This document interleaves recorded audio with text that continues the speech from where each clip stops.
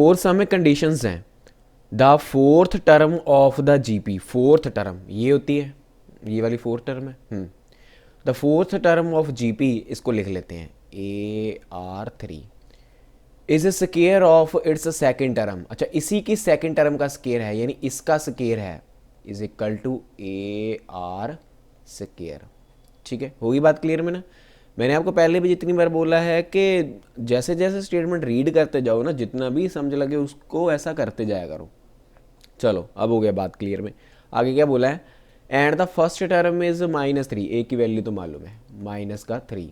ठीक है, बोला क्या है, डिटरमाइन कीजिए इट्स सेवन्थ टर्म। ठीक है, हमने इसकी सेवन्थ टर्म निकालनी है, तो उसके लिए आर चाहिए, क्योंकि मैंने आपको बताया है ना, एक तो ए चाहिए और दूसरा आर। अब ए की वैल्यू तो पता है, यहीं पे फिल कर लें, यहीं पे फिल कर लें तो आपकी आर निकल जाएगी, है ना। तो यहाँ से फिल करने की बजाय ना, सबसे पहले इसको अलग अलग लिख लेते हैं। ये बने AR3 is equal to A square R square, है ना। इस एक ए से ये एक ए कैंसिल हुआ, यहाँ पर ओनली एक आर बचा, है ना। यहाँ पे 2 आर कैंसिल हुआ और यहाँ पर एक आर रह गया। कुल मिलाकर बचा क्या, आर इज इक्वल टू ए बचा। तो मतलब यहाँ से क्या समझ लग रहा है कि जो ए है वही आर है, जो ए है वही आर है। तो मतलब आर की वैल्यू भी क्या हुई फिर, -3 हुई। ऐसे भी कर सकते हो, अगर आपको ये कुछ ये समझ नहीं लगा तो आप सीधा इसमें ए की वैल्यू फिल करें तो आपकी आर निकल आएगी। ठीक है, ऐसे भी हो सकता है। अब उन्होंने निकालने के लिए क्या बोला है, हमें सेवन्थ टर्म निकालने के लिए बोला है। तो जो जीपी होता है उसकी सेवन्थ टर्म जर्नल टर्म के अकॉर्डिंग क्या होता है, AR6। मैंने आपको बताया है ना कि एक कम आर की जो पावर है वो एक कम होती है। अगर आपने फर्स्ट टर्म निकालनी है वो ए ही है, अगर आपने सेकंड टर्म निकालनी है वो AR है, अगर आपने थर्ड टर्म निकालनी है वो AR स्केयर है, अगर आपने फोर्थ टर्म निकालनी है वो AR3 है, ऐसा। अब हमने क्या निकालना है, इसकी सेवन्थ टर्म निकालनी है, मतलब सेवन्थ टर्म निकालनी है, जहाँ A7 लिख लो या T7 लिख लो, तो वो लिखेंगे AR6। ए की वैल्यू फिल करें, आर की वैल्यू फिल करें, आंसर आएगा। अब ए की वैल्यू कितनी है, वो भी हमारी -3 है, तो ये -3 मल्टीप्लाई आर, आर भी आपका -3 है, ऊपर इसकी पावर डाले 6। जब आप इसको सॉल्व करोगे तो यहाँ पे समझ लग रहा है कि बेस सेम पावर ऐड होती है, बेस सेम पावर ऐड होती है, तो ये बनेगा -3 की पावर 7 बनेगा।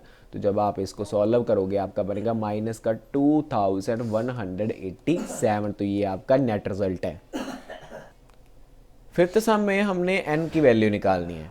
एक जीपी सीक्वेंस चलता जा रहा है, तो उसमें कहीं पर जाकर कुछ एक टर्म आती है, हमने वो टर्म निकालनी है, वो कौन से नंबर पर चल कर आती है। जैसा कि पहले सम में बोला है 2 2 4 अप टू सो ऑन में चलकर कहीं पर जाकर 128 भी आता है। हमने ये निकालना है कि 128 वो कौन से नंबर पर चल के आता है। जैसे कि यहाँ पे तो पता चल रहा है कि ये A1 है ना, और ये हमारे पास A2 की वैल्यू है और ये हमारे पास A3 की वैल्यू है। कहीं पर चल के ये भी आता तो यही निकालना है, तो ये हमारे पास फिर क्या होगा, AN होगा। तो हमने निकालना क्या है, इसके n की वैल्यू निकालनी है। तो जर्नल टर्म के अकॉर्डिंग AN की वैल्यू किसके इक्वल होती है, दिस वन के इक्वल, बॉक्स में शो हो रहा है। तो इसके लिए हमें A और R चाहिए। A की वैल्यू कितनी है, 2 है, आपको सीधा ही पता चल रहा है। A की वैल्यू कितनी चल रही है, 2 चल रही है। R की वैल्यू आपको निकालना आता ही है, क्या होता है R की वैल्यू A2/A1 करने के बाद। तो R is equal to A2 क्या है, 2/2, A1 क्या है 2, तो 2 से 2 कैंसिल हुआ, R की वैल्यू कितनी आ रही है, √2 आ रही है। चलो R की वैल्यू भी निकल आई। अब फॉर्मूला लिखते हैं, AN is equal to ARN-1, है ना, यही है। AN की वैल्यू आपको मालूम है कितनी, 128, फिल कीजिए। तो 128 इज इक्वल टू ए में कितना है आपका 2 मल्टीप्लाई R कितना है √2 की पावर कितनी है n-1। इस √2 को, जो अंडर रूट है, इसको आप ऐसे लिख सकते हो 2 की पावर 1/2, ऐसा लिख सकते हो ना, है ना। √2 को ऐसा लिख दिया, इसके ऊपर इसकी पावर कितनी चल रही है, n-1 चल रही है। अब ध्यान से समझिएगा।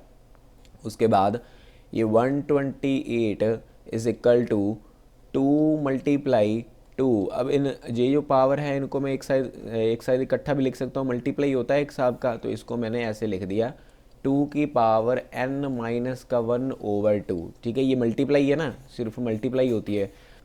अब यहाँ पे देखो बेस सेम पावर्स ऐड हो रही हैं, है ना।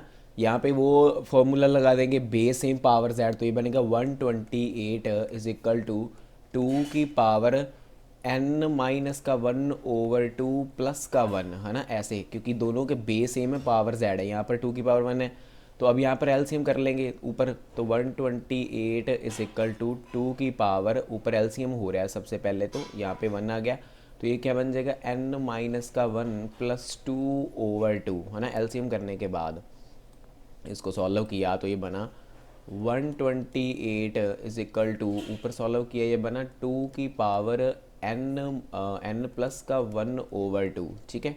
अब देखो मैंने क्या करना है, n की वैल्यू निकालनी है। अब n की वैल्यू निकालने के लिए मैं क्या करूँगा, दोनों साइड पावर को कंपेयर करूँगा। अब यहाँ पर 128 की पावर 1 है और यहाँ पर 2 की पावर n प्लस 1/2 है, तो मैं क्या करूँगा, इसको 128 को 2 की फॉर्म में बनाने की कोशिश करूँगा। तो मैं इसको स्प्लिट करके लिख सकता हूँ।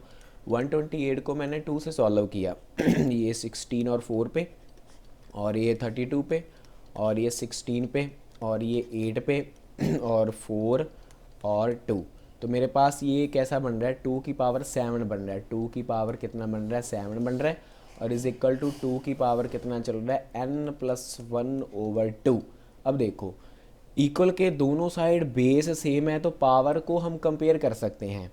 ये भी एक प्रॉपर्टी होती है मैथ की, अगर आपके पास दोनों साइड बेस सेम हो इक्वल के, ऐसे a की power m is equal to a की पावर n, तो आप m is equal to n भी लिख सकते हैं। तो यही काम यहीं पर भी हो रहा है, यहाँ पर हम 7 is equal to n plus 1/2 भी लिख सकते हैं। तो ये बना 14 is equal to n plus 1 उधर जाकर माइनस हुआ, तो ये बन गया n की वैल्यू कितनी आ गई हमारे पास, 13, तो यही हमने निकालना था। अब हमारे पास ये 128 जो है, ये 128 है, ये जो जीपी सीक्वेंस चल रहा है, इसके 13 नंबर पर जाकर हमारे पास 128 आता है। तो ऐसे ही जो इसके नेक्स्ट 2 सम है वो मेरे से पहले निकालने की कोशिश करें। अब जो इसका सेकंड नंबर पार्ट है वो भी ऐसा ही है, ये हमारे पास A1 है, और ये हमारे पास A2 है, और ये A3, कहीं पे चल के ये कोई टर्म आ रही है उसकी हमने वैल्यू निकालनी है, तो उसे हम AN कहते हैं। तो दोनों वैल्यू को कंपेयर करें तो ये आएगा हमारे पास, सबसे पहले a की वैल्यू कितनी है, √3 है, r की वैल्यू निकालते हैं, r is equal to R2 over R1, sorry A2 over A1, तो ये क्या बनेगा, A2 3 ओवर √3, रैशनलाइज करेंगे क्योंकि हमें मालूम है कि नीचे हमें अंडर नहीं चाहिए होता, तो √3 से मल्टीप्लाई, √3 से ही हमने डिवाइड कर दिया। तो इसको सॉल्व किया तो ये हमारे पास क्या बनेगा, 3 ओवर 3 बनेगा, क्योंकि इसको सॉल्व करेंगे तो ये बनेगा √3 की स्केयर, स्केयर से अंडर कैंसिल हो जाए, तो 3 से 3 कैंसिल हुआ। r की वैल्यू कुल मिलाकर √3 आई हमारे पास। r की वैल्यू मालूम है, a की वैल्यू मालूम है, फिल कीजिए।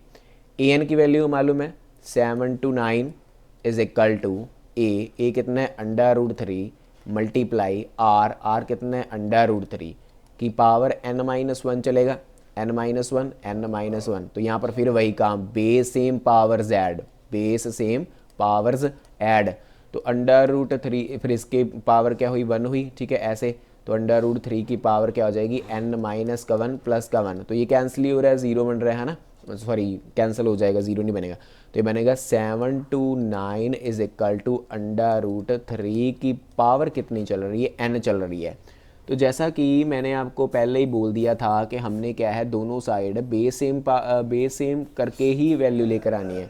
तो इस अंडर रूट को मैं पहले जैसा कर देता हूँ कि इसे 1/2 की फॉर्म में लिख देता हूँ, तो ये मेरे पास फिर कुछ और बन जाएगा, है ना, फिर दोनों साइड में 3 ले आऊँगा, तो ये बनेगा 7 to 9 is equal to 3, under root को मैंने 1/2 लिख दिया, ठीक है, इसकी होल पावर और चल रही है n, तो इसको जब मल्टीप्लाई करोगे, क्योंकि ये मल्टीप्लाई होता है ना, एक छोटी क्लास की प्रॉपर्टी थी, a की पावर m हो उसकी पावर n हो, तो ये क्या होता है, a की पावर m मल्टीप्लाई n, ऐसा होता है।